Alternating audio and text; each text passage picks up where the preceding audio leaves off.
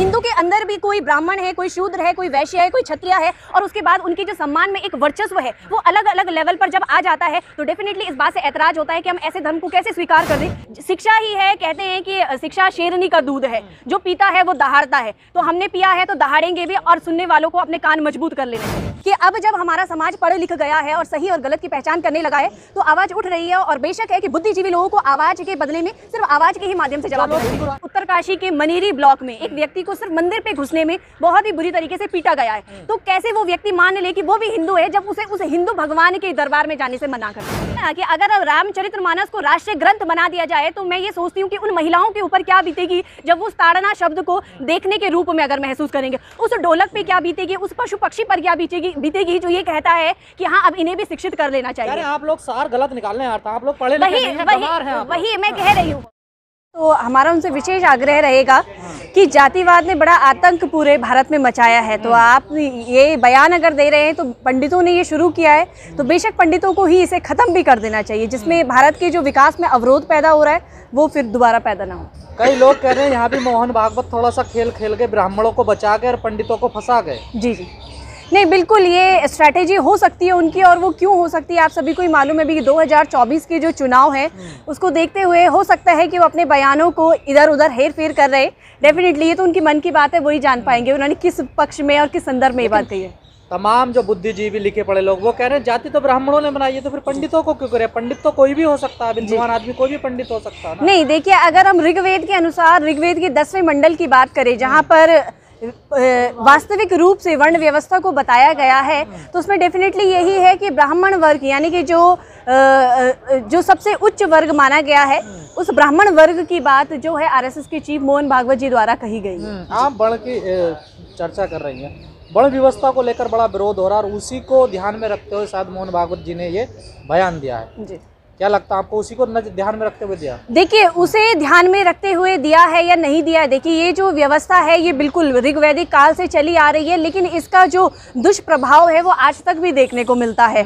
और अभी 2024 का चुनाव नजदीक है तो डेफिनेटली हमारा तो ये एक आकलन है कि उसे ज्यादा मद्देनजर रखते हुए इस बात को चर्चा। रामचरितमानस को लेकर या मनुस्मृति को लेकर जो विमर्श हो रहा है देश में, जो आंदोलन कर रहे हैं खासकर पिछड़े, इस पर क्या कहना आपका? देखिए इस पर ये बात कहना है कि रामचरितमानस आज से कई साल पहले तुलसीदास जी द्वारा लिखी गई है, लेकिन अब समय समय पर उसकी विवेचना अलग अलग प्रकार से की जा रही है और ये हो सकता है कि एज पर सिचुएशन उसके अर्थ बदल दिए जा रहे हैं। तो इस प्रकार का कोई अलंकार है नहीं, शायद है कि अब कोई नया अलंकार इसमें इजाद हो जाए। आप विरोध कर दिया समर्थन में रामचरितमानस? देखिए बिल्कुल, रामचरितमानस में कई सारी ऐसी बातें कही गई हैं कि जो विरोध करने लायक हैं। जिस प्रकार से अभी आपने देखा होगा कि ताड़ना का कई सारे अर्थ बता दिए गए हैं, कई बार उस ताड़ना को शिक्षा के संदर्भ में बताया गया है, कई बार ताड़ना को पीटने के संबंध में। लेकिन जब हम उसी चीज को हर एक चीज में बैठाने की कोशिश करते हैं तो कहीं भी वो सेटिस्फाइड नहीं हो पाता है जी। लेकिन तमाम पंडित ब्राह्मण आरोप लगा रहे हैं कि ये पिछड़े जो हैं खासकर SC/ST वाले ये समाज को बांट रहे हैं, एक दरार पैदा कर रहे हैं। देखिए SC/ST की समाज में दरार पैदा करने जैसी कोई नौबत है नहीं। ये इतिहास गवाह रहा है कि जो पीड़ित और शोषित रहा है, जब जब उसने आवाज उठाई है तब तक उसे आतंकवादी की नजरों से देखा गया। इसी प्रकार से इस समय भी है कि अब जब हमारा समाज पढ़ लिख गया है और सही और गलत की पहचान करने लगा है तो आवाज उठ रही है। और बेशक है कि बुद्धिजीवी लोगों को आवाज के बदले में सिर्फ आवाज के ही माध्यम से जवाब देना चाहिए। हिंदू राष्ट्र बनाने का सपना देख रहे हैं, उनके सपनों पे आपने पानी फेर दिया। देखिए जो लोग हिंदू राष्ट्र बनाने का सपना देख रहे हैं वो उनके लिए मेरा एक बात कहना है कि जहां आप हिंदू राष्ट्र को इतनी महत्व देते हैं वहां आप APJ अब्दुल कलाम के बारे में क्या धारणा रखते होंगे? APJ अब्दुल कलाम यानी कि सीधा सीधा एक दिमाग में एक मुसलमान की तस्वीर आपके दिमाग में आती है तो कैसे आप उन्हें एक मिसाइल मैन के नाम से जान पाएंगे?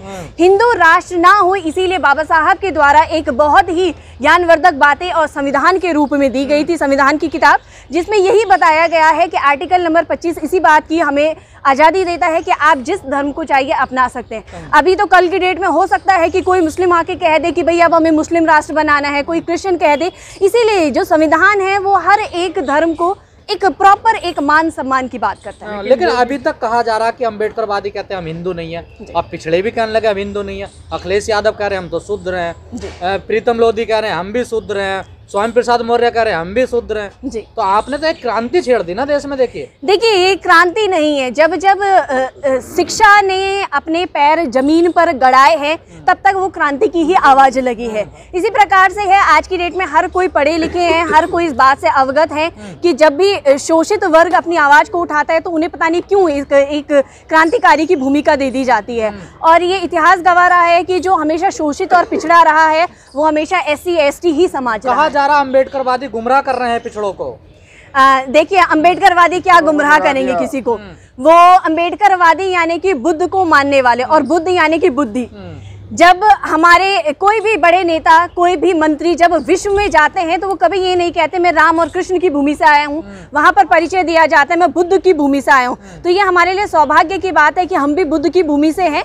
तो अम्बेडकरवादियों को किसी अलग नज़र से ना देखते हैं। हाँ, पर ये बात जरूर मैं कहना चाहूँगी कि जब भी अम्बेडकरवादी लोग किसी बात पर तर्क छेड़े तो उस तर्क का जवाब सिर्फ तर्क के ही आधार पर होना चाहिए। कहा जा रहा है कि जो तमाम जो अपने आप को हिंदू कहते थे अब वो हिंदू नहीं कह रहे हैं, तो इससे तो देखिए हिंदू कहने का तात्पर्य तब बहुत अच्छा लगता है कि जब हिंदू, आप भी हिंदू, मैं भी हिंदू, ये भी हिंदू, सभी हिंदू है, यानी कि सब एक समान है। लेकिन हिंदू के अंदर भी कोई ब्राह्मण है, कोई शूद्र है, कोई वैश्य है, कोई क्षत्रिय है, और उसके बाद उनकी जो सम्मान में एक वर्चस्व है वो अलग अलग लेवल पर जब आ जाता है तो डेफिनेटली इस बात से ऐतराज होता है कि हम ऐसे धर्म को कैसे स्वीकार कर दें जिस धर्म ने कभी हमें मंदिर में जाने के लिए खुली रूप से अनुमति नहीं दी है। अभी मैं बात बताऊं, मैं उत्तराखंड से हूँ और अभी लगभग 1 महीने पहले की ही बात है, उत्तराखंड में दोबारा से एक ऐसा केस आया है कि उत्तरकाशी के मनेरी ब्लॉक में एक व्यक्ति को सिर्फ मंदिर पे घुसने में बहुत ही बुरी तरीके से पीटा गया है। तो कैसे वो व्यक्ति मान ले कि वो भी हिंदू है जब उसे उस हिंदू भगवान के दरबार में जाने से मना कर दिया।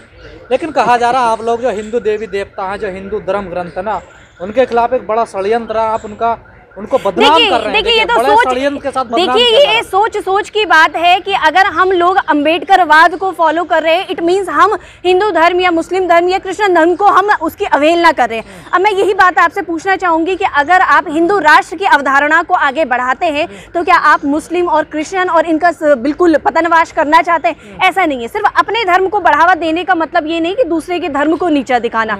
और अम्बेडकरवाद तो इस बात को बिल्कुल, बुद्ध ने यही बात सिखाई है कि अपने धर्म की तारीफ करना और दूसरे के धर्म को नीचा दिखाना ये कोई भी धार्मिक कोई ये शिक्षा ही नहीं है। आप अपने समाज को आगे बढ़ाइए बिना किसी दूसरे के समाज को। सनातन को कमजोर करने की साजिश है आप लोगों की। देखिए साजिश जैसा कह रहे हैं राष्ट्र धर्म है सनातन धर्म और आप उसका विरोध करने में लगे। देखिए साजिश जैसा शब्द तो यहाँ पर कोई भी उचित मान्य नहीं रखता है, क्योंकि जब आवाज उठाई जाती है तो इस प्रकार के शब्दों से उनको आलोचना ही जरूर की जाती है। अपनी बात रखना, अपने अधिकारों के लिए लड़ना अगर साजिश है तो शायद है कि इस भारत में फिर संविधान की कोई वैल्यू नहीं है जहां पर फंडामेंटल राइट्स को इतना वैल्यू दिया जाता है। तो संविधान कहाँ का तरह रामचरितमानस को राष्ट्रीय ग्रंथ बना दो, चमत्कारी बाबा। यही बात है ना कि अगर रामचरितमानस को राष्ट्रीय ग्रंथ बना दिया जाए तो मैं ये सोचती हूँ कि उन महिलाओं के ऊपर क्या बीतेगी जब वो ताड़ना शब्द को देखने के रूप में अगर महसूस करेंगे। उस ढोलक पे क्या बीतेगी, उस पशु पक्षी पर क्या बीतेगी जो ये कहता है कि हाँ अब इन्हें भी शिक्षित कर लेना चाहिए। अरे आप लोग सार गलत निकालने आता, आप लोग पढ़े लिखे नहीं हैं, बीमार हैं आप। वही मैं कह रही हूँ। ऐसा कोई अलंकार अभी तक तो इजाद नहीं हुआ है। यदि हुआ है तो वो खुलकर सबके सामने आना चाहिए। कभी इस ताड़ना का अर्थ देखना हो जाता है, कभी इस ताड़ना का अर्थ पीटना हो जाता है, कभी इस ताड़ना का अर्थ शिक्षा हो जाता है। तो ये समय समय पर बदल रहा है। हो सकता है आने वाले 10 साल बाद इस ताड़ना का अर्थ कुछ और हो जाए। तो ऐसी किताबों को जिन्हें मानना है वो माने, लेकिन ऐसी किताब राष्ट्रीय ग्रंथ बने इस बात के लिए तो हम लोग बिल्कुल भी तैयार। जो विमर्श पूरे देश में हो रहा है धर्म ग्रंथों को लेकर या जो वर्ण व्यवस्था को लेकर, क्या इसी की आहट होगी मोहन भागवत को? इसी का डर सता रहा तभी वो बयान दे रहे हैं। देखिए ये तो उनकी भावना है कि उन्हें डर सता रहा है या क्या सता रहा है, पर ये बात जरूर है कि बाबा साहब की बदौलत आज हमें शिक्षा का अधिकार मिल पाया है। बाबा साहब की बदौलत आज हम शिक्षा को ग्रहण कर पाए हैं, वरना आप भी जानते हैं कि हमें तो खाट पर बैठने तक का भी अधिकार नहीं था, तो शिक्षा ग्रहण करना तो बहुत दूर की बात है। शिक्षा ही है, कहते हैं कि शिक्षा शेरनी का दूध है, जो पीता है वो दहाड़ता है। तो हमने पिया है तो दहाड़ेंगे भी, और सुनने वालों को अपने कान मजबूत कर लेना चाहिए। योगी जी कह रहे हैं कि सनातन धर्म राष्ट्रीय धर्म है। जी, तो योगी जी के कहने से ही सिर्फ अगर सब कुछ हो जाता तो क्यों ना दूसरी संविधान की किताब लिख दी जाए। योगी जी ने ये बात कही है तो उनके बेशक अपने विचार हो सकते हैं, हम किसी के विचारों को नहीं बदल सकते, लेकिन भारत की एक परिभाषा है कि भारत का राष्ट्रीय ग्रंथ जो है वो संविधान से बढ़कर कभी ना हो सका है और ना होएगा आने वाले, क्योंकि संविधान सबको एक समानता का अधिकार देता है, जिसे मैं समझती हूँ कि रामचरितमानस की अगर हम बात करें, यानी कि हिंदू एक हिंदू किताब है, तो उसमें आप मुस्लिम कैसे क्रिश्चियंस और कैसे अन्य धर्म के लोगों को आप एक समान, भारत का जो संविधान है ना, इसमें भारतीय संस्कृति नजर नहीं आती, ये विदेशों से कॉपी किया हुआ, ऐसे ऐसे तर्क दिए जाते हैं। देखिए, अगर ऐसा लगता है तो उस समय के वो बुद्धिजीवी लोग और कहाँ थे? संविधान सभा में तो बहुत सारी कमिटीज बनी थी, बहुत सारी समिति बनी थी, झंडा समिति थी, बहुत सारी समिति थी, तो उस समय पर तो इसका कोई विरोध नहीं हुआ। और ये संविधान ऐसे व्यक्ति द्वारा लिखा गया है कि जिसे मैं कह सकती हूँ कि विश्व में ज्ञान के प्रतीक के नाम से जाना जाता है। तो यानी कि आप एक ज्ञानी व्यक्ति के ज्ञान पर आपको शंका हो रही है, तो या तो अगर कोई ऐसा और बुद्धिजीवी व्यक्ति आ जाता है तो वो बेशक अपना एक प्रस्ताव रख सकता है, क्योंकि संविधान को बनने में ही कुल 2 साल 11 महीने और 18 दिन लगे। बहुत सारे देशों से पढ़कर संविधान लिखा गया है, और अब कोई भी व्यक्ति आकर कह दे कि हाँ ये संविधान गलत है और उसको चेंज हो जाना चाहिए, तो पहले उसे बाबा साहब के लेवल पर आना पड़ेगा और तब इस बात को कहना पड़ेगा। तो रोज कह तो रहे हैं ना, देखिए लोग, देखिए कहने से क्या हो जाता है, कहने से क्या हो जाता है, कहने से तो मैं भी बहुत कुछ कह सकती हूँ। मैं कह सकती हूँ कि महिलाओं को क्या है, भारत को पुरुष प्रधान देश न कहकर महिला प्रधान देश कह देना चाहिए, पर मेरे कहने भर से कुछ नहीं होता है ना। जब तक भारतीय संविधान इस भारत में जीवित है, तब तक कोई भी दूसरा व्यक्ति नहीं हो सकता कि कुछ भी आकर कुछ भी, हाँ विचार रखने की, कहते हैं ना आर्टिकल नंबर 19, विचार एवं अभिव्यक्ति की स्वतंत्रता। डेफिनेटली योगी जी क्या, मैं भी कह सकती हूँ, कोई भी कह सकता है, लेकिन उस बात को बिल्कुल यूनिवर्सल ट्रुथ मान देना, तो ये मेरे पॉइंट ऑफ व्यू से गलत है। आप लोगों ने एक आंदोलन और देश में छोड़ दिया कि नई संसद भवन का नाम डॉक्टर अंबेडकर के नाम पर होना चाहिए। बिल्कुल डेफिनेटली। अच्छा, इसमें ऐतराज वाली क्या बात है कि अगर हमने ये बात छेड़ी है तो हम भी इसी भारत के नहीं, आप लोग आंदोलन कर रहे हैं। देखिए आंदोलन जैसा तो अभी तक नौबत नहीं आई है, लेकिन अगर हमारी मांग नहीं मानी गई तो बिल्कुल आंदोलन भी किया जाएगा, और हमारी मांग कोई गलत मांग नहीं है, बहुत जायज़ मांग है। और मैं तो चाहती हूँ कि जो आदमी इस बात का विरोध करे उसके पास बिल्कुल एक सटीक तर्क होना चाहिए, ये नहीं कि आपने कह दिया ये नहीं होना चाहिए, तो ये नहीं के पीछे कारण, और हमारे पास लाखों और करोड़ों कारण है कि बाबा साहब के नाम पर क्यों होना चाहिए। जो रात के अंधेरे में बाबा साहब की मूर्तियां तोड़ जाते हों, क्या वो नई संसद का नाम रख पाएंगे? हाँ बिल्कुल, संघर्ष जारी है। बाबा साहब को स्कूल में बैठने का अधिकार नहीं था, आज बाबा साहब हमारे बीच में नहीं है, उनकी मूर्तियों को समाज में रहने का अधिकार नहीं है, तो इसी से ही पता चलता है कि जो समाज में समानता है वो किस हद तक की है। अभी मैं पौड़ी जिले से हूँ, उत्तराखंड से, वहाँ पर भी हमारी एक अंबेडकर पार्क है, वहाँ पर बाबा साहब की उंगली तोड़ दी गई, तो इससे पता चलता है कि किस प्रकार के सोच के लोग यहाँ पर रह रहे हैं। और यही बस एक कारण है कि जो न्यू पार्लियामेंट हाउस है वो बाबा साहब के नाम पर क्यों नहीं होना चाहिए। तो क्या बाबा साहब का सम्मान बढ़ जाएगा अगर पार्लियामेंट का नाम रख दिया जो बाबा साहब के समाज का? देखिए ऐसा एट्रोसिटीज की हमले बंद हो जाएंगे क्या? देखिए एट्रोसिटीज होना, उन्हें कम करना या खत्म करना या आगे होना, it is another topic. But अगर बात करते हैं कि पार्लियामेंट का हाउस का नाम क्या होना चाहिए, तो इस पर हर कोई अपने विचार दे रहा है। इसी प्रकार का विचार हमने भी दिया है, जिसको पूरे तर्क के साथ हमने दिया है कि बाबा साहब के द्वारा संविधान लिखा गया है, पूरा जो पार्लियामेंट है उसकी नींव ही संविधान पर टिकी हुई है। आर्टिकल नंबर 52 ये बताता है कि भारत का राष्ट्रपति का विवरण देता है, यानी कि जो भारत का सर्वोच्च नागरिक है। तो ऐसी किताब जो हर एक व्यक्ति को एक पहचान दिलाती है, चाहे वो बड़ा है छोटा है, किसी भी जाति धर्म लिंग का व्यक्ति है, तो ऐसी किताब को लिखने वाले व्यक्ति को डेफिनेटली ये सम्मान मिलना चाहिए। लोग कह रहे हैं मोदी जी के नाम पे रख देना चाहिए।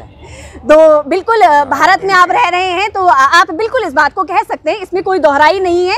लेकिन जैसे हमारे महापुरुष मिले हैं ना, देखिए सदियों में ऐसे प्रधानमंत्री मिलते हैं देश। देखिए महापुरुष के लिए तो अभी थोड़ा उनको साबित करना काफी संघर्ष उन्हें भी करना पड़ेगा।